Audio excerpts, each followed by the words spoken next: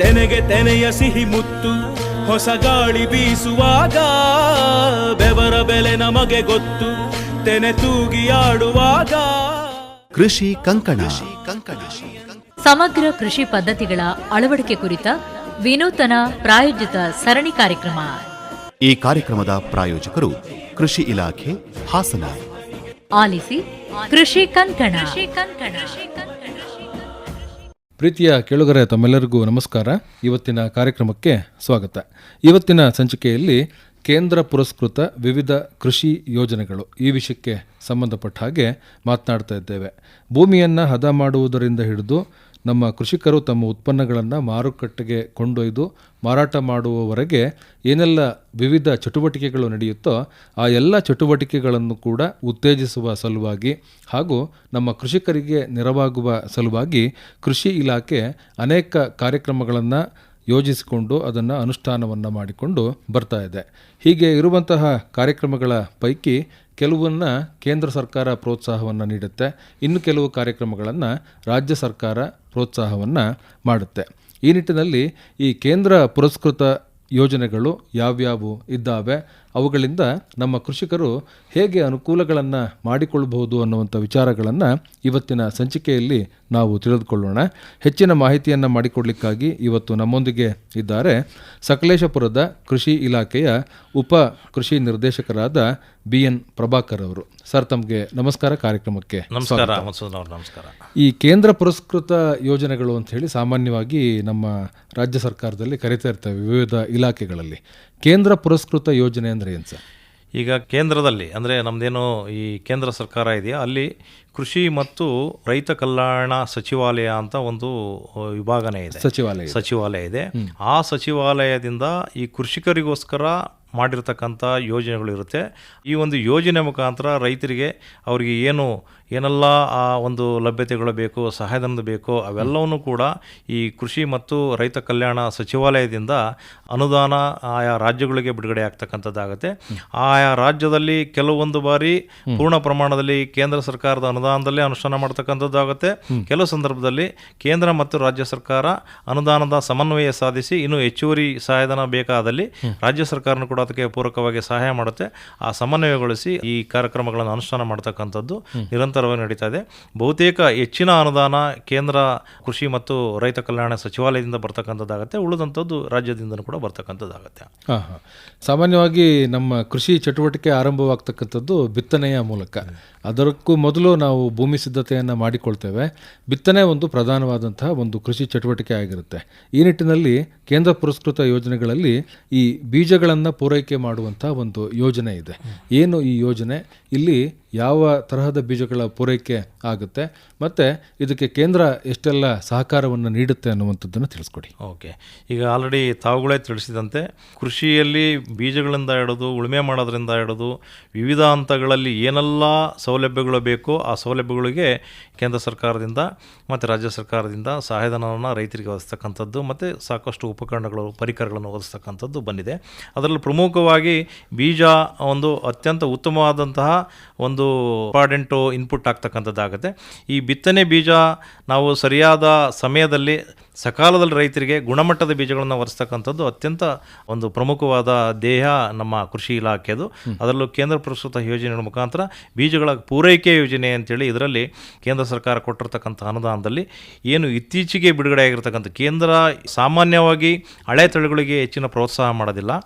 ಹೊಸ ತಳಿಗಳಿಗೆ 8 ವರ್ಷದ ಒಳಗಡೆ ಇರತಕ್ಕಂಥ ತಳಿಗಳಿಗೆ ಹೆಚ್ಚಿನ ಪ್ರಾಧಾನ್ಯತೆ ಕೊಟ್ಟು ಅಧಿಕ ಇಳುವರಿ, ಹೈಬ್ರಿಡ್ಸು ಮತ್ತು ಪ್ರಾಮಾಣಿತ ಮತ್ತು ನಿಜ ಚೀಟಿ ಬಿತ್ತನೆ ಬೀಜಗಳನ್ನು ಸಕಾಲದಲ್ಲಿ ರೈತರಿಗೆ ಒದಗಿಸ್ಬಿಟ್ಟು ಒಳ್ಳೆಯ ಉತ್ತಮವಾದ ಇಳುವರಿ ಬರಬೇಕು ಮತ್ತು ರೋಗ ಕೀಟಗಳ ಬಾಧೆ ಇಲ್ಲದೆ ಇರತಕ್ಕಂಥ ಇಳುವರಿನ ಪಡೀಲಿಕ್ಕೆ ಏನು ಸಹಕಾರ ಬೇಕೋ ಅದಕ್ಕೆ ಬೇಕಾದಂಥ ಅನುದಾನವನ್ನು ಈ ಬೀಜಗಳ ಪೂರೈಕೆ ಯೋಜನೆಯಡಿಯಲ್ಲಿ ನಮ್ಮ ಕೃಷಿ ಇಲಾಖೆ ಮುಖಾಂತರ ಅನುಷ್ಠಾನ ಮಾಡ್ತಕ್ಕಂಥದ್ದು ನಾವು ಮಾಡ್ತಾ ಇದ್ದೀವಿ. ಬಿತ್ತನೆ ಬೀಜಗಳನ್ನು ಬಿತ್ತನೆಗೆ ಪೂರಕವಾಗಿ ಮತ್ತು ಬಿತ್ತನೆಯ ಕಾಲಕ್ಕೆ ಪೂರಕವಾಗಿ ವಿತರಣೆಯನ್ನು ಮಾಡ್ತಕ್ಕಂಥದ್ದು ಈ ಯೋಜನೆ. ನಮ್ಮ ಕೃಷಿ ಚೆನ್ನಾಗಿ ಆಗಬೇಕು ಅಂತ ಹೇಳಿದರೆ ಮಣ್ಣು ಫಲವತ್ತತೆಯಿಂದ ಕೂಡಿರಬೇಕು. ನಮ್ಮ ಮಣ್ಣು ಫಲವತ್ತತೆ ಎಷ್ಟಿದೆ ಅಂತ ಹೇಳಿ ಯಾವಾಗ ಗೊತ್ತಾಗುತ್ತೆ ಅಂದರೆ ಅದರಲ್ಲಿರ್ತಕ್ಕಂತಹ ಸಾವಯವ ಇಂಗಾಲ ಏನಿರುತ್ತೋ ಅದನ್ನು ನಾವು ಪರೀಕ್ಷೆ ಮಾಡಿದಾಗ ಗೊತ್ತಾಗುತ್ತೆ. ಬಹುತೇಕ ನಮ್ಮ ಮಣ್ಣಿನಲ್ಲಿ ಅಷ್ಟು ಫಲವತ್ತತೆ ಇಲ್ಲ ಅನ್ನುವಂಥದ್ದು ಇತ್ತೀಚಿನ ದಿವಸಗಳಲ್ಲಿ ಸಂಶೋಧನೆಗಳಿಂದ ಅದು ಗೊತ್ತಾಗಿರ್ತಕ್ಕಂಥದ್ದು. ಅದನ್ನು ಹೆಚ್ಚಿಸುವ ನಿಟ್ಟಿನಲ್ಲಿಯೂ ಕೂಡ ಒಂದು ಅಭಿಯಾನವನ್ನೇ ಕೇಂದ್ರ ಸರ್ಕಾರ ಪ್ರಾರಂಭ ಪ್ರಾರಂಭವನ್ನು ಮಾಡಿದೆ, ಸಾವಯವ ಇಂಗಾಲ ಅಭಿಯಾನ ಅಂತ ಹೇಳಿ. ಏನು ಸರ್ ಇದು? ಸಾವಯವ ಇಂಗಾಲ ಅತ್ಯಂತ ಭೂಮಿಯಲ್ಲಿ ಮಣ್ಣಿನಲ್ಲಿ ಪ್ರಮುಖವಾದಂಥ ಅಂಶ. ಸಾವಯವ ಇಂಗಾಲ ಅಂದರೆ ಆರ್ಗ್ಯಾನಿಕ್ ಕಾರ್ಬನ್ ಅಂತ ಕರಿತೀವಿ. ಇದು ಹೆಚ್ಚೆಚ್ಚು ಅಂಶ ಇದ್ದಷ್ಟು ಭೂಮಿ ಹೆಚ್ಚು ಫಲವತ್ತಾಗಿರುತ್ತೆ ಮತ್ತು ಹಾಕಿರ್ತಕ್ಕಂಥ ರಸಗೊಬ್ಬರಗಳನ್ನು ಚೆನ್ನಾಗಿ ಹೀರ್ಕೊಳ್ತಕ್ಕಂಥದ್ದಾಗುತ್ತೆ, ಬೆಳೆಯಲ್ಲಿ ಇಳುವರಿ ಹೆಚ್ಚು ಬರ್ತಕ್ಕಂಥದ್ದಾಗುತ್ತೆ. ಯೂಶಲಿ ಭೂಮಿಯಲ್ಲಿ 0.5% ಅಂಡ್ ಅಬೋವ್ ಇದ್ದರೆ ಸಾವಯವ ಇಂಗಾಲ ಭೂಮಿ ಉತ್ತಮ ಗುಣಮಟ್ಟದ ಭೂಮಿಯಾಗಿದೆ ಅಂತಕ್ಕಂಥದ್ದಾಗುತ್ತೆ. ಇತ್ತೀಚಿನ ದಿನಗಳಲ್ಲಿ ಸತತವಾಗಿ ರೈತರು ರಸಗೊಬ್ಬರಗಳನ್ನೇ ಬಳಕೆ ಮಾಡ್ತಾ ಇರೋದ್ರಿಂದ ಮತ್ತು ಈ ಸಾವಯವ ಪದಾರ್ಥಗಳನ್ನು, ಸಾವಯವ ಗೊಬ್ಬರಗಳನ್ನು ಕಡಿಮೆ ಮಾಡಿರೋದ್ರಿಂದ ಈ ಸಾವಯವ ಇಂಗಾಲದ ಅಂಶ ಕಡಿಮೆ ಆಗ್ತಾ ಇದೆ. ಇದು ನಮಗೆ ಅಡ್ಡ ಪರಿಣಾಮ ಬೀರೋದ್ರ ಜೊತೆಗೆ ಇಳುವರಿ ಮೇಲೂ ಕೂಡ ಸಾಕಷ್ಟು ತೊಂದರೆ ಮಾಡ್ತಕ್ಕಂಥದ್ದಾಗುತ್ತೆ ಮತ್ತು ಖರ್ಚು ವೆಚ್ಚಗಳು ಜಾಸ್ತಿ ಆಗ್ತಕ್ಕಂಥ ಸಾಧ್ಯತೆ ಇರುತ್ತೆ. ಆ ನಿಟ್ಟಿನಲ್ಲಿ ಈ ಸಾವಯವ ಇಂಗಾಲವನ್ನು ಭೂಮಿಯಲ್ಲಿ ಹೆಚ್ಚು ಮಾಡಬೇಕು ಅನ್ನೋ ಉದ್ದೇಶದಿಂದ ಕೇಂದ್ರ ಸರ್ಕಾರ ಈ ಹಸಿರೆಲೆ ಗೊಬ್ಬರಗಳ ಬೀಜಗಳ ವಿತರಣೆಯನ್ನು ಸಾವಯವ ಇಂಗಾಲ ಅಭಿಯಾನ ಅಂತಕ್ಕಂಥದ್ದು ಯೋಜನೆ ಮುಖಾಂತರ 75% ರಿಯಾಯಿತಿ ದರದಲ್ಲಿ ಎಲ್ಲ ರೈತರಿಗೂ ಕೂಡ ಈ ಬೀಜಗಳನ್ನು ಒದಗಿಸ್ಕೊಡ್ಲಿಕ್ಕೆ ಒಂದು ಅವಕಾಶ ಮಾಡಿಕೊಟ್ಟಿದೆ. ರೈತರು ಈ ಒಂದು ಏನು ಹಸಿರೆಲೆ ಬೀಜ ಗೊಬ್ಬರ ಆದಂತಹ ದಯಂಚ, ಶಣಬು ಇವುಗಳನ್ನು ನಮ್ಮ ರೈತ ಸಂಪರ್ಕ ಕೇಂದ್ರದಲ್ಲಿ ನಾವು ಅವನ್ನು ದಾಸ್ತಾನು ಮಾಡಿರ್ತೀವಿ. ಅವುಗಳನ್ನು ಪಡೆದುಬಿಟ್ಟು ತಾವುಗಳು ಈ ಒಂದು ಸಾವಯವ ಇಂಗಾಲ ಅಂಶವನ್ನು ಭೂಮಿಯಲ್ಲಿ ಹೆಚ್ಚು ಮಾಡಲಿಕ್ಕೆ ಅವಕಾಶ ಇರತಕ್ಕಂಥದ್ದಾಗಿದೆ. ಇದು ಒಂದು ಬಹಳ ಪ್ರಮುಖವಾದಂತಹ ಒಂದು ಅಭಿಯಾನ ಆಗಿರುತ್ತೆ. ಇದನ್ನು ಪ್ರೋತ್ಸಾಹವನ್ನು ಕೇಂದ್ರ ಸರ್ಕಾರ ಮಾಡ್ತಾ ಇದೆ.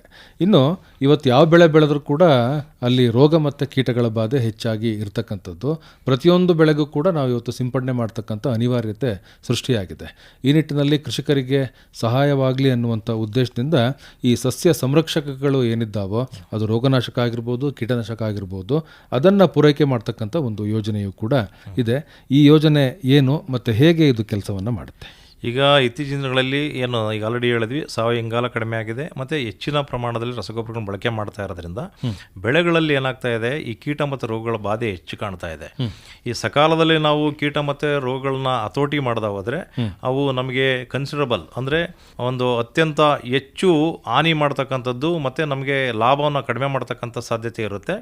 ಇವುಗಳನ್ನು ನಾವು ಸಕಾಲದಲ್ಲಿ ನಮ್ಮ ರೈತ ಸಂಪರ್ಕ ಕೇಂದ್ರದ ಮುಖಾಂತರ ಈಗೇನು ಸಸ್ಯ ಸಂರಕ್ಷಣೆ ಯೋಜನೆ ಮುಖಾಂತರ ಕೇಂದ್ರ ಸರ್ಕಾರದಿಂದ ಅನುದಾನ ಬರುತ್ತೋ, ಇಲ್ಲಿ ಅವಶ್ಯಕತೆ ಏನಿರುತ್ತೋ ಆ ಅವಶ್ಯಕ ಇರತಕ್ಕಂಥ ಕೀಟನಾಶಕಗಳು ಮತ್ತು ರೋಗನಾಶಕಗಳನ್ನು ನಾವು ನಮ್ಮ ರೈತ ಸಂಪರ್ಕ ಕೇಂದ್ರದ ಮುಖಾಂತರ ಈ ಸಹಾಯಧನದಲ್ಲಿ ನಿರಂತರವಾಗಿ ಕೊಡ್ತಕ್ಕಂಥದ್ದು ಯೋಜನೆ ಮೊದಲಿಂದನೂ ಆಗಿದೆ.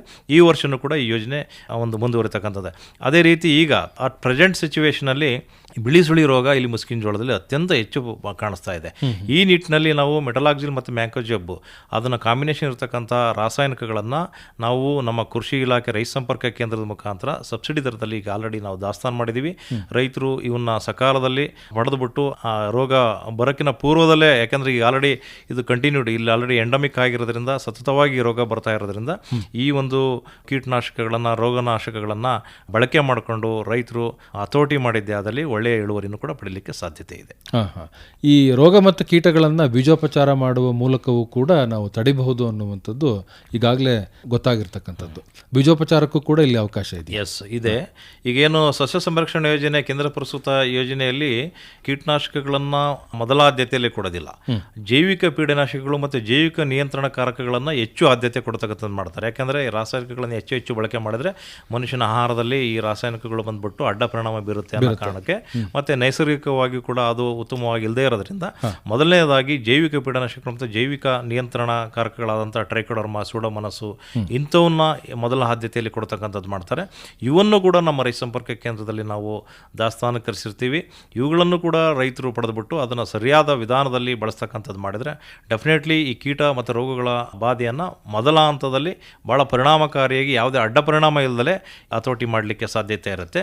ತಾವು ಈಗ ಹೇಳಿದಂತೆ ಬೀಜೋಪಚಾರ ಮತ್ತು ಸುರಕ್ಷಿತ ಕೀಟನಾಶಕ ಬಳಕೆ ಕುರಿತು ಕೇಳಿದ್ರಿ. ಕಂಟಿನ್ಯೂಡ್ ಒಂದೇ ಥರನಾದಂಥ ಬೆಳೆ ಬೆಳೀತಾ ಇದ್ದಾಗ ನಮಗೆ ಗೊತ್ತಿರುತ್ತೆ ಈ ಇಂಥ ರೋಗಗಳು, ಇಂಥ ಕೀಟಗಳು ಬಾಧೆ ಬಂದೇ ಬರುತ್ತೆ ಅಂತಕ್ಕಂಥದ್ದು ನಮಗೆ ಗೊತ್ತಿರ್ತಕ್ಕಂಥ ಸಂದರ್ಭದಲ್ಲಿ ಬೀಜಗಳನ್ನು ಬಿತ್ತುವ ಪೂರ್ವದಲ್ಲಿ ಬೀಜಗಳಿಗೆ ಈ ಒಂದು ಕೀಟನಾಶಕಗಳು ಮತ್ತು ರೋಗಗಳನ್ನು ಯಾವುದು ಬರುತ್ತೋ ಅದಕ್ಕೆ ಪೂರಕವಾದಂತಹ ರೋಗನಾಶಕಗಳು ಮತ್ತು ಕೀಟನಾಶಕಗಳನ್ನು ನಾವು ಬೀಜೋಪಚಾರ ಮಾಡೋದ್ರ ಮುಖಾಂತರ ಬಿತ್ತನೆ ಮಾಡಿದರೆ ಡೆಫಿನೆಟ್ಲಿ 1 ತಿಂಗಳವರೆಗೂ ಕೂಡ ನಾವು ಈ ರೋಗ ಮತ್ತು ಕೀಟಗಳ ಬಾಧೆಯಿಂದ ನಾವು ಹತೋಟಿ ಮಾಡಬಹುದು.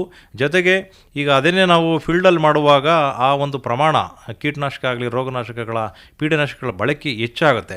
ಆದರೆ ಈ ಬೀಜೋಪಚಾರ ಮಾಡೋದ್ರಲ್ಲಿ ಏನಾಗುತ್ತೆ, ಕಡಿಮೆ ಪ್ರಮಾಣದ ಆ ಒಂದು ಪೀಡನಾಶಕವನ್ನು ಬಳಸಿ ಭಾಳ ಎಫೆಕ್ಟಿವ್ ಪ್ರಾಕೃತಿಕವಾಗಿ ಯಾವುದೇ ರೀತಿಯ ನೈಸರ್ಗಿಕವಾಗಿ ನಮಗೆ ಅನಾನುಕೂಲ ಆಗದ ರೀತಿಯಲ್ಲಿ ಹತೋಟಿ ಮಾಡಲಿಕ್ಕೂ ಕೂಡ ಸಹಾಯಕವಾಗುತ್ತೆ. ಹೀಗೆ ಇದು ಸಸ್ಯ ಸಂರಕ್ಷಣೆಗೆ ಇರತಕ್ಕಂಥ ಒಂದು ಯೋಜನೆ. ಇದರ ಸದ್ಬಳಕೆಯನ್ನು ನಮ್ಮ ಕೃಷಿಕರು ಮಾಡಿಕೊಳ್ಬಹುದು. ಇನ್ನು ಬಹಳ ಮುಖ್ಯವಾದಂಥ ಒಂದು ಯೋಜನೆ ಏನಪ್ಪಾ ಅಂತ ಹೇಳಿದ್ರೆ ಕೃಷಿ ಯಾಂತ್ರೀಕರಣ ಯೋಜನೆ. ಇವತ್ತು ಕೃಷಿ ಕಾರ್ಮಿಕರ ಸಂಖ್ಯೆ ಮತ್ತು ಲಭ್ಯತೆ ಕಡಿಮೆ ಆಗಿರುವ ನಿಟ್ಟಿನಲ್ಲಿ ಇದು ಬಹಳ ಪ್ರಮುಖವಾದಂಥ ಒಂದು ಯೋಜನೆ. ಈ ಕೃಷಿ ಯಾಂತ್ರೀಕರಣ ಯೋಜನೆ ಹೇಗೆ ಕೆಲಸವನ್ನು ಮಾಡುತ್ತೆ? ಈಗಾಗಲೇ ಕೃಷಿಯಿಂದ ಬಹಳಷ್ಟು ಜನ ವಿಮುಖರಾಗ್ತಾ ಇದ್ದಾರೆ. ಹೌದು. ಅದರಲ್ಲೂ ಪರ್ಟಿಕ್ಯುಲರ್ ಯುವಕರು ಯಾರು ಕೂಡ ಮುಂದೆ ಬರ್ತಾ ಇಲ್ಲ. ಇಂಥ ಸಂದರ್ಭದಲ್ಲಿ ಈ ಒಂದು ಕೃಷಿನ ಲಾಭದಾಯಕ ಮಾಡಬೇಕು, ಮತ್ತೆ ಕೃಷಿಕರು ತೊಡ್ಕೊಳ್ಬೇಕು ಅನ್ನೋ ಉದ್ದೇಶದಿಂದ ಕೂಲಿ ಆಳುಗಳನ್ನ ನಂಬಿಕೊಂಡು ಕೂಲಿ ಆಳುಗಳನ್ನ ಮೇಲೆ ಅವಲಂಬಿಸಿ ಕೃಷಿ ಮಾಡಬಾರ್ದು. ಅದರಿಂದ ಏನಾಗುತ್ತೆ, ಹೆಚ್ಚು ವೆಚ್ಚ ಬರ್ತಕ್ಕಂಥದ್ದಾಗುತ್ತೆ, ಕೃಷಿ ಲಾಭದಾಯಕ ಆಗೋದಿಲ್ಲ. ಈ ಕಾರಣದಿಂದ ಕೃಷಿ ಯಾಂತ್ರೀಕರಣ ಅಂತ ಯೋಜನೆಯನ್ನ ಕೇಂದ್ರ ಸರ್ಕಾರ ಮಾಡಿದೆ. ಆ ಒಂದು ಯೋಜನೆಯಲ್ಲಿ ನಮಗೆ ಕೃಷಿಕರಿಗೆ ಬೇಕಾದಂಥ ಅಂದರೆ ಉಳುಮೆ ಮಾಡೋದ್ರಿಂದ ಹಿಡಿದು ಬಿತ್ತನೆ ಮಾಡ್ತಕ್ಕಂಥ ಉಪಕರಣಗಳು, ಮತ್ತೆ ಈ ಅಂತರ್ ಬೇಸಾಯ ಮಾಡ್ತಕ್ಕಂಥ ಉಪಕರಣಗಳು, ಇದಲ್ದಲೆ ಮತ್ತೆ ಈ ಕಳೆ ಹೊಡಿತಕ್ಕಂಥ ಉಪಕರಣಗಳು, ಅದಲ್ದಲೆ ಮತ್ತೆ ಈ ಕೀಟ ಮತ್ತು ರೋಗಗಳು ಬಾಧೆ ಬಂದಾಗ ಅವುಗಳನ್ನ ಹತೋಟಿ ಮಾಡಲಿಕ್ಕೆ ಬಳಸ್ತಕ್ಕಂತಹ ಸ್ಪ್ರೇಯರ್ಸ್ಗಳಿಂದ ಹಿಡಿದು ತದನಂತರ ಕಟಾವಿಗೆ ಬೇಕಾದಂತಹ ಮೆಷಿನರೀಸ್ನು, ಮತ್ತು ಕಟಾವಾದ ನಂತರ ಸಂಸ್ಕರಣೆ ಮಾಡ್ತಕ್ಕಂಥದ್ದು, ಗ್ರೇಡಿಂಗು, ಇವೆಲ್ಲವಕ್ಕೂ ಕೂಡ ಈ ಕೃಷಿ ಯಾಂತ್ರೀಕರಣ ಮುಖಾಂತರ ನಾವು ಈ ಬೇರೆ ಬೇರೆ ಮೆಷಿನರೀಸ್ನ ಸಹಾಯದಲ್ಲಿ ಕೊಡ್ತಕ್ಕಂಥದ್ದು ಅವಕಾಶ ಇದೆ. ಇದರಲ್ಲಿ ನೋಡಿ ಟ್ರ್ಯಾಕ್ಟರ್ಗೂ ಕೂಡ ಕೊಡಲಿಕ್ಕೆ ಅವಕಾಶ ಇದೆ. ಏನು ಭೂಮಿ ಸಿದ್ಧತೆ ಉಪಕರಣದ ಜೊತೆಗೆ ಈ ಟ್ರ್ಯಾಕ್ಟರ್ಗೂ ಕೂಡ ಕೊಡಲಿಕ್ಕೂ ಕೂಡ ಅವಕಾಶ ಇದೆ. 25 HP ಇಂದ 45 HP ವರೆಗೂ ಕೂಡ ಟ್ರ್ಯಾಕ್ಟರ್ಗೂ ಕೂಡ ಅವಕಾಶ ಈ ಒಂದು ಯೋಜನೆಯಲ್ಲಿ ಮಾಡಿಕೊಟ್ಟಿರ್ತಕ್ಕಂಥದ್ದಾಗಿದೆ. ಇದರಲ್ಲಿ ಏನಾಗಿದೆ, ಕೇಂದ್ರ ಪುರಸ್ಕೃತ ಯೋಜನೆಯಲ್ಲಿ 40% ಸಾಮಾನ್ಯ ರೈತರಿಗೆ ಅಂದರೆ ಈ ಜನರಲ್ ಕ್ಯಾಟಗರಿ ರೈತರಿಗೆ, ಮತ್ತು 50% ಈ SC ST ರೈತರಿಗೆ ಸಹಾಯಧನವನ್ನು ಕೊಡ್ತಕ್ಕಂಥದ್ದಾಗುತ್ತೆ. ಉಳಿದಂತೆ ಪೂರಕವಾಗಿ ರಾಜ್ಯ ಸರ್ಕಾರನೂ ಕೂಡ ಸಮನ್ವಯ ಸಾಧಿಸಿ SC ST ರೈತರಿಗೆ 90%, ಈಗೇನು 40% ಕೇಂದ್ರ ಸರ್ಕಾರ ಜನರಲ್ ರೈತರಿಗೆ ಕೊಡುತ್ತೆ, 20% ಆಗಿ 50% ಸಾಮಾನ್ಯ ವರ್ಗದ ರೈತರಿಗೂ ಕೂಡ ಈ ಒಂದು ಕೃಷಿ ಯಂತ್ರೋಪಕರಣಗಳನ್ನು ಸಕಾಲದಲ್ಲಿ ಒದಗಿಸಿಬಿಟ್ಟು ಅವರು ಸಕಾಲದಲ್ಲಿ ಕೃಷಿ ಚಟುವಟಿಕೆಗಳನ್ನ ಮಾಡಬೇಕು ಮತ್ತು ಹೆಚ್ಚು ಯಶಸ್ವಿ ಇಳುವರಿನ ಪಡೀಬೇಕು ಅಂತಕ್ಕಂಥದ್ದನ್ನ ಈ ಕಾರ್ಯಕ್ರಮ ಸುಮಾರು ಒಂದು 16 ವರ್ಷದಿಂದನೂ ಕೂಡ ನಮ್ಮ ಈ ಕೃಷಿ ಇಲಾಖೆಯಲ್ಲಿದೆ. ಈಗಲೂ ಕೂಡ ಅದಕ್ಕೆ ಬೇಕಾದಂಥ ಪೂರಕವಾದಂಥ ಎಷ್ಟು ಬೇಕಾದರೂ ಕೂಡ ಹಣವನ್ನು ಕೇಂದ್ರ ಸರ್ಕಾರ ಕೊಡಲಿಕ್ಕೆ ಇದೆ. ಅದಕ್ಕೆ ಪೂರಕವಾಗಿ ರಾಜ್ಯ ಸರ್ಕಾರನೂ ಕೂಡ ಕೊಡ್ತಕ್ಕಂಥದ್ದು ಮಾಡ್ತಾ ಇದೆ. ಈಗ ಕೃಷಿ ಕಾರ್ಮಿಕರು ಕಡಿಮೆ ಆಗಿರ್ತಕ್ಕಂಥ ಈ ಸಂದರ್ಭದಲ್ಲಿ ಇಂಥ ಯೋಜನೆಗಳ ಫಲಾನುಭವಿಗಳಾಗಿ ಅವ್ರಿಗೆ ಅಗತ್ಯ ಇರತಕ್ಕಂತಹ ಯಂತ್ರಗಳನ್ನು ಖರೀದಿಯನ್ನು ಮಾಡಿಕೊಂಡು ಅವರು ಸಕಾಲದಲ್ಲಿ ತಮ್ಮ ಕೃಷಿ ಚಟುವಟಿಕೆಗಳನ್ನು ಮಾಡಿಕೊಳ್ಬಹುದು.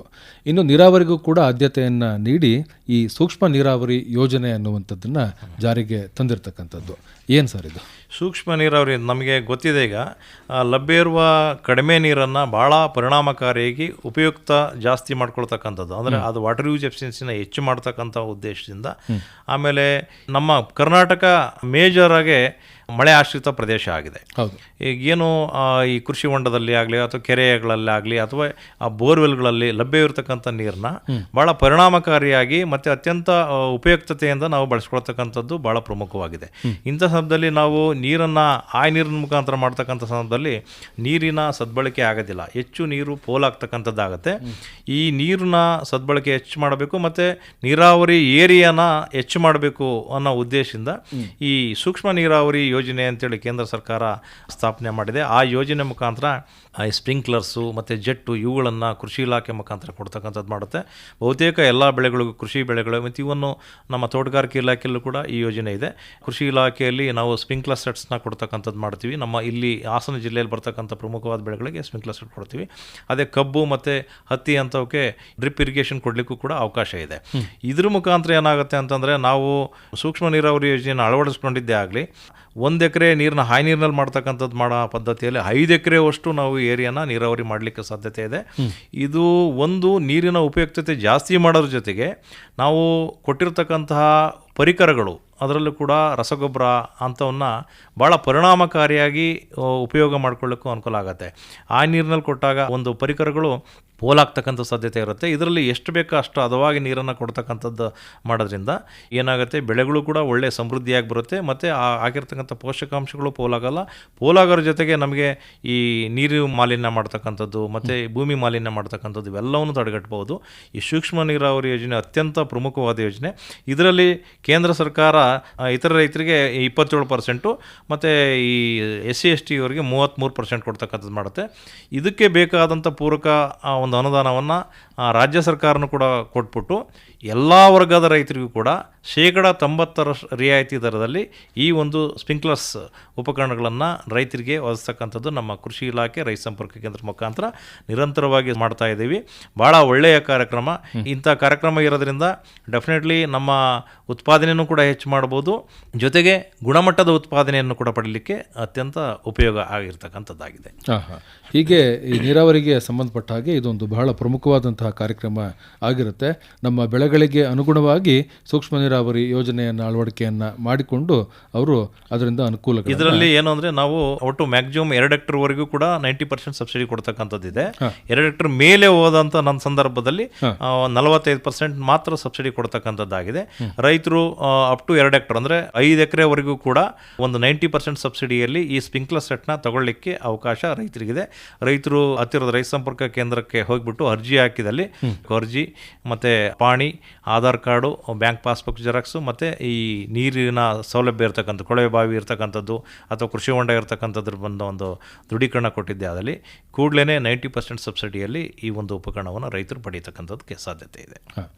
ಕೇಂದ್ರ ಪುರಸ್ಕೃತ ಯೋಜನೆಗಳ ಪೈಕಿ ಮತ್ತೊಂದು ಬಹಳ ಮುಖ್ಯವಾದಂತಹ ಕಾರ್ಯಕ್ರಮ ಮತ್ತು ಹೆಚ್ಚು ಜನಪ್ರಿಯವಾಗಿರ್ತಕ್ಕಂಥದ್ದು ಪ್ರಧಾನಮಂತ್ರಿ ಕಿಸಾನ್ ಸಮ್ಮಾನ್ ನಿಧಿ ಯೋಜನೆ ಅನ್ನುವಂಥದ್ದು. ಏನು ಸರ್ ಈ ಕಾರ್ಯಕ್ರಮ ಮತ್ತು ಇದರಿಂದ ಹೇಗೆ ಅನುಕೂಲಗಳನ್ನು ಮಾಡಿಕೊಳ್ಬೋದು? ಇದು 2019ರಿಂದ ಈ ಕಾರ್ಯಕ್ರಮ ಅನುಷ್ಠಾನಕ್ಕೆ ಬಂತು. ಪ್ರಧಾನಮಂತ್ರಿ ಕಿಸಾನ್ ಸಮ್ಮಾನ್ ನಿಧಿ ಯೋಜನೆ ಅಂತ. ಈಗ ನಮ್ಮಲ್ಲಿ ಬಹುತೇಕ ಸಣ್ಣ ಮತ್ತು ಅತಿ ಸಣ್ಣ ರೈತರಿದ್ದಾರೆ. ಆ ಸಣ್ಣ ರೈತರುಗಳು ಏನಾಗುತ್ತೆ, ಈಗ ಮಳೆ ಬಿದ್ದಂಥ ಸಂದರ್ಭದಲ್ಲಿ ಸಕಾಲದಲ್ಲಿ ಬಿತ್ತನೆ ಮಾಡ್ತಕ್ಕಂಥದ್ದು ಅಥವಾ ಸಕಾಲದಲ್ಲಿ ಕೃಷಿ ಪರಿಕರಗಳನ್ನು ಕೃಷಿಯಲ್ಲಿ ಬಳಕೆ ಮಾಡ್ತಕ್ಕಂಥದ್ದಕ್ಕೆ ಅವ್ರಿಗೆ ಹಣಕಾಸಿನ ತೊಂದರೆ ಆಗ್ತಕ್ಕಂಥದ್ದಿತ್ತು. ಈ ಸಂದರ್ಭದಲ್ಲಿ ಬರೀ ಕೃಷಿ ಪರಿಕರಗಳು ಕೊಡೋದ್ರ ಜೊತೆಗೆ ಅವ್ರಿಗೆ ಬೇಕಾದಂಥ ಕೃಷಿ ಪರಿಕರಗಳನ್ನು ಕೂಡ ಕೊಡಲಿಕ್ಕೆ ನಾವು ಹಣಕಾಸಿನ ಸಹಾಯವನ್ನು ಮಾಡಬೇಕು ಅನ್ನೋ ಉದ್ದೇಶದಿಂದ ಪ್ರಧಾನಮಂತ್ರಿ ಕಿಸಾನ್ ಸಮ್ಮಾನ್ ನಿಧಿ ಯೋಜನೆ ಅಂತಕ್ಕಂಥದ್ದು ಬಂತು. ಈ ಯೋಜನೆ ಮುಖಾಂತರ ವರ್ಷಕ್ಕೆ ಒಟ್ಟು 6,000 ರೈತರಿಗೆ ಒದಗಿಸಿಕೊಡ್ತಕ್ಕಂಥದ್ದಾಗುತ್ತೆ.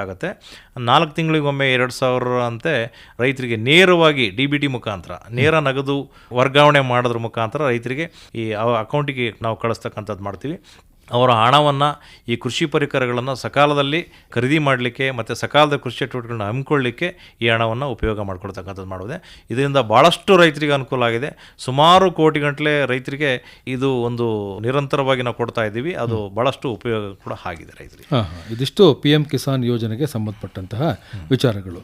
ಮತ್ತೊಂದು ಕೃಷಿ ಮೂಲಭೂತ ಸೌಕರ್ಯ ನಿಧಿ ಸೌಲಭ್ಯ ಅಂತ ಹೇಳಿ ಏನು ಸರ್ ಇದು? ಇದರಿಂದ ಹೇಗೆ ನಮ್ಮ ಕೃಷಿಕರು ಅನುಕೂಲಗಳನ್ನು ಮಾಡಿಕೊಳ್ಬಹುದು? ಆತ್ಮನಿರ್ಭರ ಅಭಿಯಾನ ಅಂತ ಸ್ಟಾರ್ಟ್ ಆಯಿತು ಆಕ್ಚುಲಿ ಕೇಂದ್ರ ಸರ್ಕಾರದಲ್ಲಿ. ಅದರಲ್ಲಿ ಕೃಷಿಗೆ ಸಂಬಂಧಪಟ್ಟಂಗೆ ಕೃಷಿ ಮೂಲಭೂತ ಸೌಕರ್ಯ ನಿಧಿ ಸೌಲಭ್ಯಗಳನ್ನು ಒದಗಿಸ್ತಕ್ಕಂಥದ್ದು ಕೂಡ ಈ ಯೋಜನೆಯಲ್ಲಿ ನಮ್ಮ ಕೃಷಿ ಇಲಾಖೆ ಮುಖಾಂತರ ಅನುಷ್ಠಾನ ಮಾಡ್ತಕ್ಕಂಥದ್ದು ಮಾಡಿದ್ರು. ಇದರಲ್ಲಿ ಏನಾಗುತ್ತೆ, ಕೃಷಿಯಲ್ಲಿ ಸಾಕಷ್ಟು ಉತ್ಪಾದನೆ ಆಗ್ತಾ ಇದೆ. ಉತ್ಪಾದನೆ ಆದ ನಂತರ ಸಾಕಷ್ಟು ಈ ಮೂಲಭೂತ ಸೌಕರ್ಯಗಳು ಇಲ್ಲದೇ ಇರೋ ಕಾರಣದಿಂದ ಒಂದು ದಾಸ್ತಾನನ್ನ ಸರಿಯಾಗಿ ಸಂಗ್ರಹಣೆ ಮಾಡದೇ ಇರೋದು ಅಥವಾ ದಾಸ್ತಾನ ಸರಿಯಾದ ರೀತಿಯಲ್ಲಿ ಪ್ರೋಸೆಸ್ಸು ಗ್ರೇಡಿಂಗು ಇವು ಮಾಡದಲೇ ಸಂಗ್ರಹಣೆ ಮಾಡಿದಾಗ ಸಾಕಷ್ಟು ಅದರಲ್ಲಿ ಲಾಸಸ್ ಆಗ್ತಾಯಿತ್ತು, ಪೋಲ್ ಆಗ್ತಾಯಿತ್ತು, ಹುಳಗಳು ಬೀಳ್ತಕ್ಕಂಥದ್ದಲ್ಲ. ಅದೆಲ್ಲವೂ ಕೂಡ ಸರಿಯಾದ ರೀತಿಯಲ್ಲಿ ಆಗಬೇಕು ಅನ್ನೋ ಕಾರಣದಿಂದ ಈ ಕೃಷಿ ಮೂಲಭೂತ ಸೌಕರ್ಯ ನಿಧಿ ಮುಖಾಂತರ ಈ ಗೋಡನ್ಗಳ ಕನ್ಸ್ಟ್ರಕ್ಷನ್ ಮಾಡ್ತಕ್ಕಂಥದ್ದು ಅಥವಾ ಕೊಯ್ಲಿನೋತ್ತರ ಅವ್ರಿಗೆ ಚಟುವಟಿಕೆಗಳು ಬೇಕಾದಂತಹ ಸಹಾಯಧನ ಏನು ಬೇಕೋ ಅದನ್ನು ಕೊಡ್ತಕ್ಕಂಥದ್ದು ಈ ಯೋಜನೆ ಮುಖಾಂತರ ಮಾಡ್ತಕ್ಕಂಥದ್ದು ಮಾಡಿದೆ. ಇದರಲ್ಲಿ ಗರಿಷ್ಠ ಮಿತಿ 2 ಕೋಟಿವರೆಗೂ ಕೂಡ ಕೇಂದ್ರ ಸರ್ಕಾರ ಸಾಲ ಕೊಡಲಿಕ್ಕೆ ಅಶ್ಯೂರೆನ್ಸ್ ಕೊಡುತ್ತೆ. 7 ವರ್ಷವರೆಗೂ ಕೂಡ ಅವ್ರಿಗೆ ಅವಕಾಶ ಇರುತ್ತೆ. ವಾರ್ಷಿಕವಾಗಿ 3% ಬಡ್ಡಿ ದರದಲ್ಲಿ ಕೊಡ್ತಕ್ಕಂಥದ್ದು ಮಾಡುತ್ತೆ.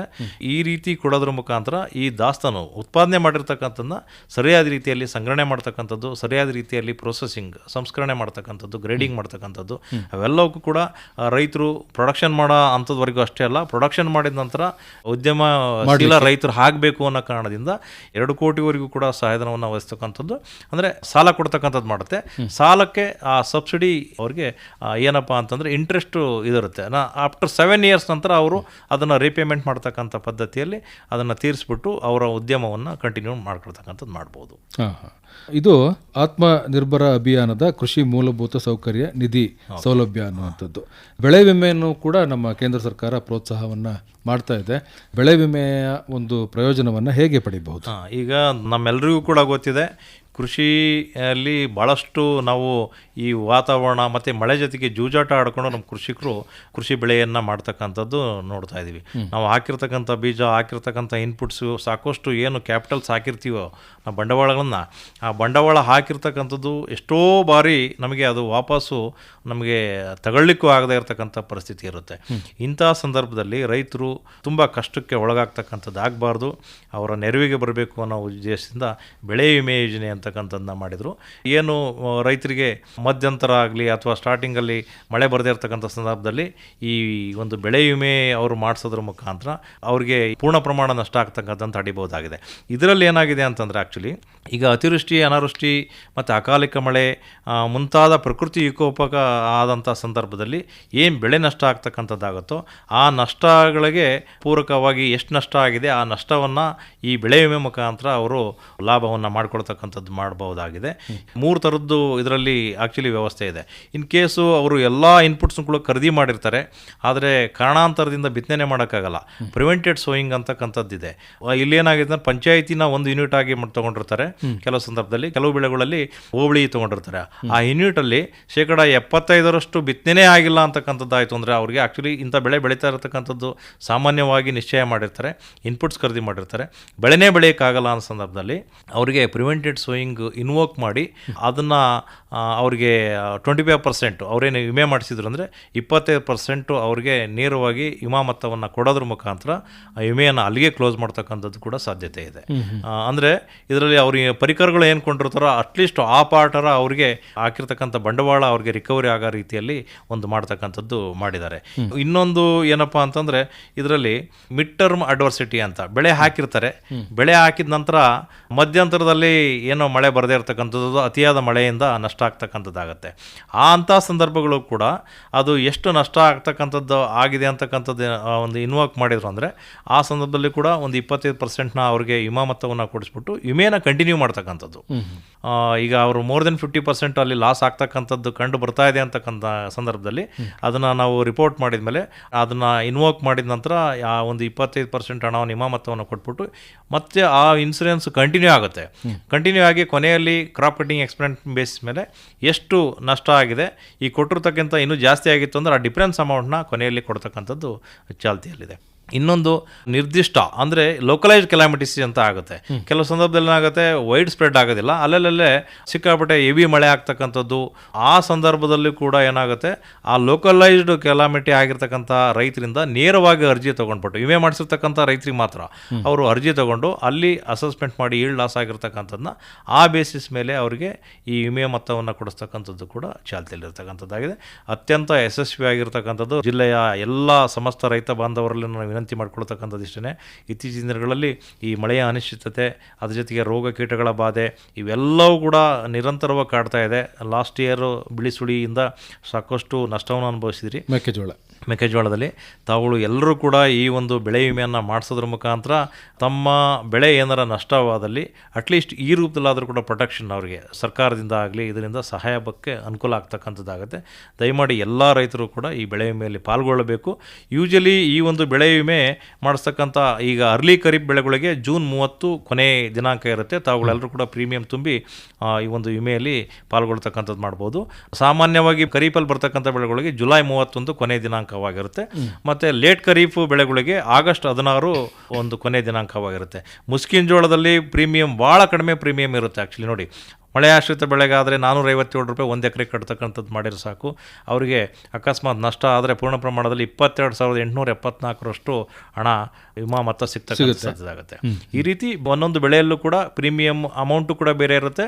ಅವರಿಗೆ ಆ ನಷ್ಟ ಆದ ನಂತರ ಪ್ರೀಮಿಯಂ ಮೊತ್ತ ಎಷ್ಟು ಬರುತ್ತೆ ಅಂತಕ್ಕಂಥದ್ದು ಕೂಡ ಅವ್ರಿಗೆ ಬೇರೆ ಬೇರೆನೇ ಇರುತ್ತೆ. ಅದೆಲ್ಲದೂ ಕೂಡ ನಮ್ಮ ರೈತ ಸಂಪರ್ಕ ಕೇಂದ್ರದಲ್ಲಿ ಲಭ್ಯ ಇರುತ್ತೆ. ತಾವುಗಳು ಅದನ್ನು ಸರಿಯಾದ ರೀತಿಯಲ್ಲಿ ತಿಳ್ಕೊಂಡು ಈ ವಿಮೆಯಲ್ಲಿ ಪಾಲ್ಗೊಂಡು ನಷ್ಟವನ್ನು ಸರಿದೂಗಿಸ್ಕೊಂಡು ಹೋಗ್ತಕ್ಕಂಥದ್ದಕ್ಕೆ ಅನುಕೂಲ ಆಗ್ತದೆ. ಹೀಗೆ ಬೆಳೆ ವಿಮೆ ಯೋಜನೆಯು ಕೂಡ ನಮ್ಮ ಕೃಷಿಕರ ಕೈಯನ್ನು ಹಿಡಿಯುತ್ತೆ.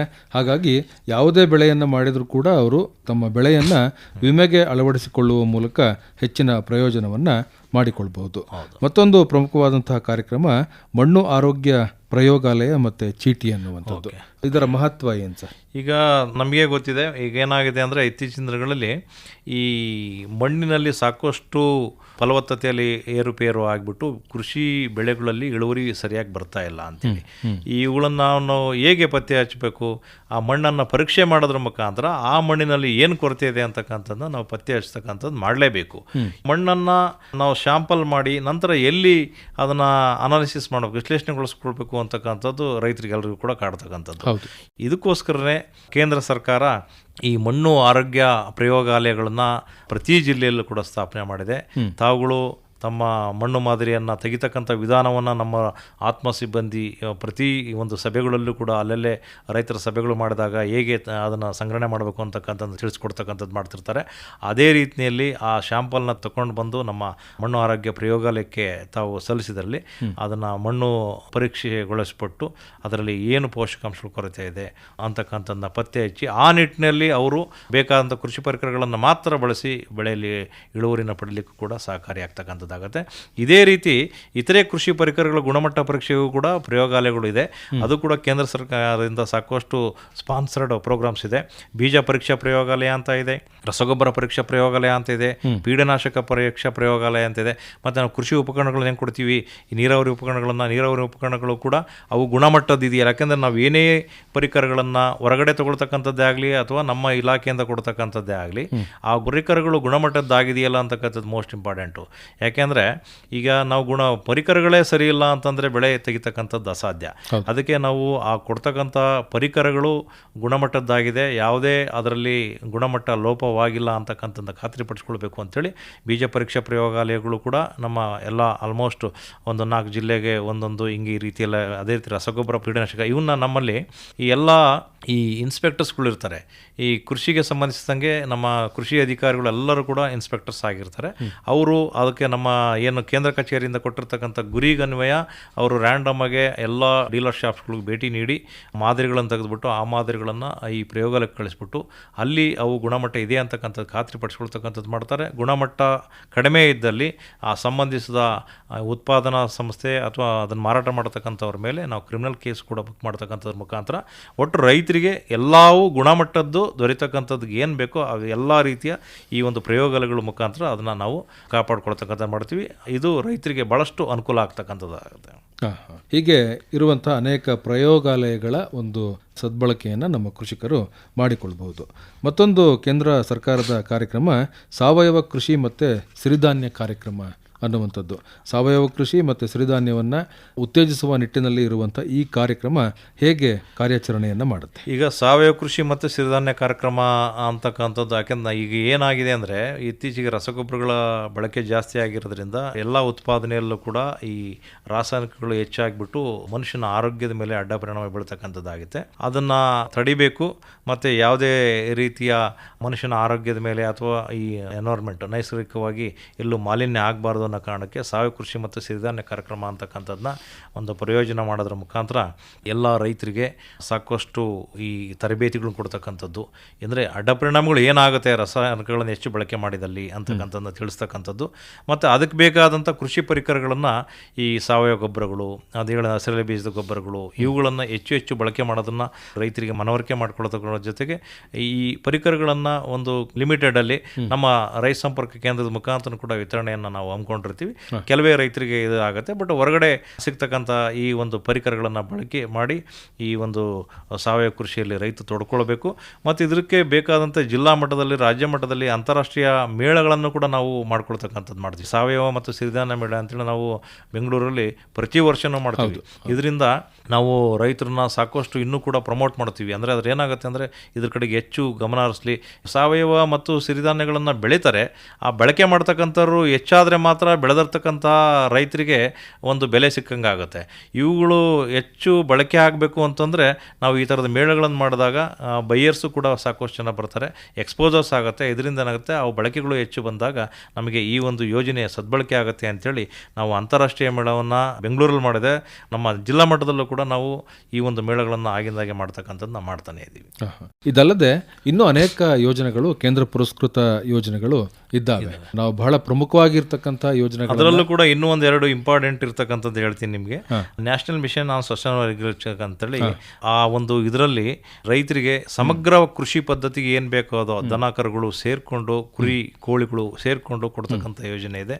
ತಾವುಗಳು ನಮ್ಮ ಕೃಷಿ ಇಲಾಖೆ ಕಾಂಟ್ಯಾಕ್ಟ್ ಮಾಡಿದ್ರೆ ಈ ಯೋಜನೆಯನ್ನು ಅನುಷ್ಠಾನ ಮಾಡಲಿಕ್ಕೆ ಒಂದು ಸಹಕಾರಿಯಾಗುತ್ತೆ. ಇದು ಅಲ್ಲದೆ ಸಾಕಷ್ಟು ಎಲ್ಲವೂ ಏನೂ ಅಲ್ಲ, ಆದರೆ ಕೇಂದ್ರ ಸರ್ಕಾರ ಕೊಡ್ತಾ ಇರ್ತಕ್ಕಂಥದ್ದು ರಸಗೊಬ್ಬರಗಳಿಗೆ ಸಬ್ಸಿಡಿ ಕೊಡ್ತಾ ಇರ್ತಕ್ಕಂಥದ್ದು ಸುಮಾರು 1,00,000 ಕೋಟಿ ದಾಟ್ತಕ್ಕಂಥದ್ದು ಆಗ್ತಾ ಇದೆ. ಅದೆಲ್ಲದೂ ಕೂಡ ನಾವು ಅಂದ್ಕೊಂಡಿದ್ದೀವಿ ರಸಗೊಬ್ಬರ ಪೂರ್ಣ ಪ್ರಮಾಣದ ನಾವು ದರ ಕೊಡ್ತಾ ಇದ್ದೀವಿ ಅಂತೇಳಿ. ಸರ್ಕಾರ ಆಲ್ರೆಡಿ ಸಾಕಷ್ಟು ಸಹಾಯಧನ ಕೊಟ್ಟು ರೈತರು ಕೊಡ್ತಾ ಇರ್ತಕ್ಕಂಥದ್ದು ಭಾಳ ಕಡಿಮೆ ಪ್ರಮಾಣದ ಹಣ. ಈಗ ಒಂದು ಯೂರಿಯಾಗೆ ನಾವು ಬರೇ 266 ರೂಪಾಯಿ ಒಂದು ಮೂಟೆ ಕೊಡ್ತಾ ಇದ್ದೀವಿ, ಆದರೆ ಅದ್ರದ್ದು ರೇಟು 2,600 ರೂಪಾಯಿ ಫುಲ್ ರೇಟು. 2,300 ರೂಪಾಯಿ ಸರ್ಕಾರ ಸಹಾಯಧನದ ರೂಪದಲ್ಲಿ ಕೊಟ್ಟು ಈ ಒಂದು ರಸಗೊಬ್ಬರವನ್ನು ಕೊಡ್ತಾ ಇದೆ. ಇದೇ ರೀತಿ ಎಲ್ಲ ರಸಗೊಬ್ಬರಗಳು ಕೂಡ ಸಬ್ಸಿಡಿ ಇದೆ. DAP ಕೂಡ ಅದೇ ರೀತಿ ಇದೆ. ತಾವುಗಳು ಅದನ್ನು ಸ್ವಲ್ಪ ಪರಿಣಾಮಕಾರಿಯಾಗಿ ಸಮರ್ಪಕವಾಗಿ ಬಳಸಬೇಕು. ಮತ್ತು ಸಾಕಷ್ಟು ಸಾವಯವ ಪದಾರ್ಥಗಳನ್ನು, ಸಾವಯವ ಗೊಬ್ಬರಗಳನ್ನು ಬಳಕೆ ಮಾಡೋದ್ರ ಮುಖಾಂತರ ಈ ಒಂದು ಕೃಷಿಯಲ್ಲಿ ತೊಡ್ಕೋಬೇಕು. ಇಲ್ಲ ಹೋದ್ರಲ್ಲಿ ಕೃಷಿ ಮತ್ತು ಬೇರೆ ಥರನೇ ಆಗ್ತಕ್ಕಂಥದ್ದಾಗತ್ತೆ, ಸಮಸ್ಯೆಗೆ ಈಡಾಗ್ತಕ್ಕಂಥದ್ದಾಗತ್ತೆ ಅಂತೇಳಿ ಈ ಸಂದರ್ಭದಲ್ಲಿ ಹೇಳ್ತಾ ತಾವೆಲ್ಲರೂ ಕೂಡ ಈ ಒಂದು ಕೇಂದ್ರ ಪ್ರಸ್ತುತ ಯೋಜನೆ ಬಗ್ಗೆ ಮಾಹಿತಿಯನ್ನು ಪಡ್ಕೊಂಡಿರ್ತಕ್ಕಂಥದ್ದಾಗಿದೆ. ಇನ್ನು ಹೆಚ್ಚಿನ ಮಾಹಿತಿಗಾಗಿ ತಮ್ಮನ್ನು ಹೇಗೆ ಸಂಪರ್ಕ ಮಾಡ್ತಕ್ಕಂಥ? ನಮ್ಮನ್ನ ಕಾಂಟ್ಯಾಕ್ಟ್ ಮಾಡ್ತಕ್ಕಂಥದ್ದು ಅಂದ್ರೆ ನಮ್ಮಲ್ಲಿ ವಿವಿಧ ಹಂತಗಳಲ್ಲಿ ನಮ್ಮ ಕಚೇರಿಗಳಿದಾವೆ. ಹೋಬಳಿ ಮಟ್ಟದಲ್ಲಿ ರೈತ ಸಂಪರ್ಕ ಕೇಂದ್ರ ಅಂತ ಇದೆ, ಮತ್ತೆ ತಾಲೂಕು ಮಟ್ಟದಲ್ಲಿ ಸಹಾಯಕ ಕೃಷಿ ನಿರ್ದೇಶಕರ ಕಚೇರಿ ಅಂತ ಇದೆ, ಮತ್ತೆ ಉಪವಿಭಾಗ ಮಟ್ಟದಲ್ಲಿ ಉಪ ಕೃಷಿ ನಿರ್ದೇಶಕರ ಕಚೇರಿ ಅಂತ ಇದೆ, ಮತ್ತೆ ಜಿಲ್ಲಾ ಮಟ್ಟದಲ್ಲಿ ಜಂಟಿ ಕೃಷಿ ನಿರ್ದೇಶಕರ ಕಚೇರಿ ಅಂತ ಇದೆ. ಅಲ್ಲಿ ಇರ್ತಕ್ಕಂಥ ಕೃಷಿ ಅಧಿಕಾರಿಗಳನ್ನು ಸಂಪರ್ಕಿಸಿ ಈ ಯೋಜನೆಯ ಹೆಚ್ಚಿನ ಮಾಹಿತಿಯನ್ನು ಪಡೆದುಬಿಟ್ಟು ಮತ್ತೆ ಈ ಒಂದು ಯೋಜನೆಯ ಉಪಯುಕ್ತತೆಯನ್ನು ಪಡ್ಕೊಳ್ಬಹುದಾಗಿದೆ ಅಂತ ಈ ಸಂದರ್ಭದಲ್ಲಿ ಎಲ್ಲ ರೈತ ಬಂದವರಿಗೆ ನಾನು ತಿಳಿಸ್ಲಿಕ್ಕೆ ಇಷ್ಟಪಡಿಸ್ತೀನಿ. ಒಳ್ಳೆಯದು. BN ಪ್ರಭಾಕರ್ ಅವರೇ, ಇವತ್ತಿನ ಕಾರ್ಯಕ್ರಮದಲ್ಲಿ ಕೇಂದ್ರ ಪುರಸ್ಕೃತ ವಿವಿಧ ಕೃಷಿ ಯೋಜನೆಗಳು ಈ ವಿಷಯಕ್ಕೆ ಸಂಬಂಧಪಟ್ಟ ಹಾಗೆ ವಿವರವಾದಂಥ ಮಾಹಿತಿಯನ್ನು ನಮ್ಮ ಕೇಳುಗರಿಗೆ ಮಾಡಿಕೊಟ್ರಿ. ತಮಗೆ ಧನ್ಯವಾದಗಳು. ನಮಸ್ಕಾರ. ನಮಸ್ಕಾರ ಮಧುಸೂದನ್ ಅವರೇ. ಏನು ಇದುವರೆಗೂ ರೈತರಿಗೋಸ್ಕರ ಈ ಒಂದು ಯೋಜನೆಯನ್ನು ಮಾಹಿತಿಯನ್ನು ಕೊಡಲಿಕ್ಕೆ ತಾವುಗಳು ನಮ್ಮನ್ನು ಇಲ್ಲಿ ಕರೆಸಿ ಆ ಯೋಜನೆಯನ್ನು ಇನ್ನೂ ಹೆಚ್ಚು ಪರಿಣಾಮಕಾರಿ ಅನುಷ್ಠಾನ ಮಾಡಲಿಕ್ಕೆ ತಾವುಗಳು ಕೂಡ ಈ ಒಂದು ಆಕಾಶವಾಣಿ ಮುಖಾಂತರ ನೆರವು ಕೊಟ್ಟಿದ್ದೀರಿ. ನಿಮಗೂ ಮತ್ತು ಆಕಾಶವಾಣಿಗೂ ಕೂಡ ನಾನು ನನ್ನ ಧನ್ಯವಾದಗಳನ್ನು ತಿಳಿಸ್ತೀನಿ. ಮತ್ತೆಲ್ಲ ನಮ್ಮ ಸಮಸ್ತ ರೈತ ಬಾಂಧವರಿಗೂ ಕೂಡ ನಾನು ಧನ್ಯವಾದಗಳನ್ನು ತಿಳಿಸ್ತೀನಿ. ತಾವೆಲ್ಲರೂ ಕೂಡ ಈ ಯೋಜನೆ ಸದ್ಬಳಕೆಯನ್ನು ಮಾಡಿಕೊಳ್ಳಿ. ನಿಮಗೆಲ್ಲರೂ ಕೂಡ ಒಳ್ಳೆಯದಾಗಲಿ. Thank you. ರೈತ ಬಾಂಧವರೇ, ಇದುವರೆಗೆ ಕೇಂದ್ರ ಪುರಸ್ಕೃತ ವಿವಿಧ ಕೃಷಿ ಯೋಜನೆಗಳ ಕುರಿತಂತೆ ಸಕಲೇಶಪುರದ ಕೃಷಿ ಇಲಾಖೆಯ ಉಪ ಕೃಷಿ ನಿರ್ದೇಶಕರಾದ BN ಪ್ರಭಾಕರ್ ಅವರೊಂದಿಗಿನ ಸಂದರ್ಶನ ಕೇಳಿದಿರಿ. ರೈತ ಬಾಂಧವರೇ, ಇದೇ ಸರಣಿಯ ನಮ್ಮ ಮುಂದಿನ ಕಾರ್ಯಕ್ರಮದಲ್ಲಿ ವಿವಿಧ ರಸಗೊಬ್ಬರಗಳು ಹಾಗೂ ಅವುಗಳ ಸದ್ಬಳಕೆ ಕುರಿತಂತೆ ಅರಕಲಗೂಡಿನ ಜಿಲ್ಲಾ ಕೃಷಿ ತರಬೇತಿ ಕೇಂದ್ರದ ಸಹಾಯಕ ನಿರ್ದೇಶಕರಾದ ಪ್ರಸನ್ನ ಅವರೊಂದಿಗಿನ ಸಂದರ್ಶನವನ್ನು ಆಲಿಸಬಹುದು.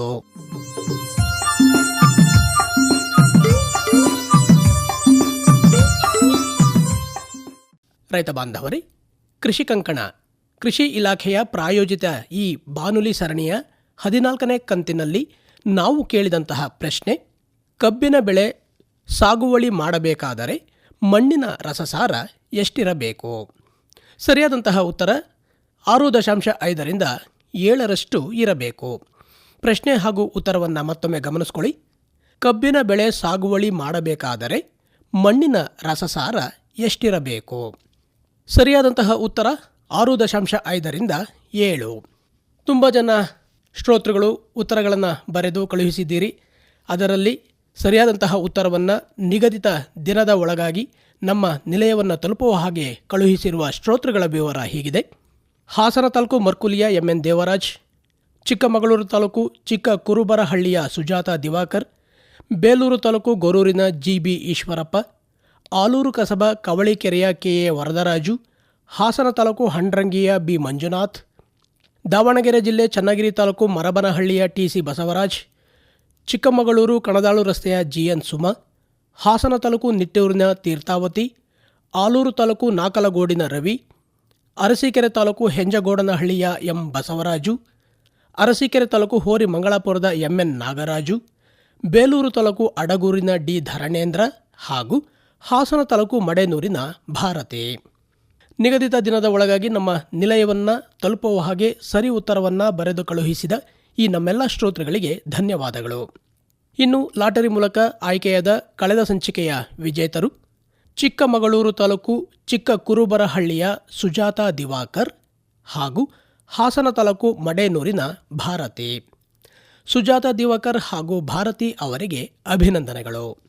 ಕೃಷಿಕ ಮಿತ್ರರೇ, ಇನ್ನು ಇಂದಿನ ಸಂಚಿಕೆಗೆ ಪೂರಕವಾದಂತಹ ಪ್ರಶ್ನೆ ಹೀಗಿದೆ: ಜೈವಿಕ ಪೀಡೆ ನಾಶಕಗಳು ಮತ್ತು ಜೈವಿಕ ನಿಯಂತ್ರಣಕಾರಕಗಳನ್ನು ಕೇಂದ್ರ ಪುರಸ್ಕೃತ ಯಾವ ಯೋಜನೆಯಿಂದ ನೀಡಲಾಗುತ್ತದೆ?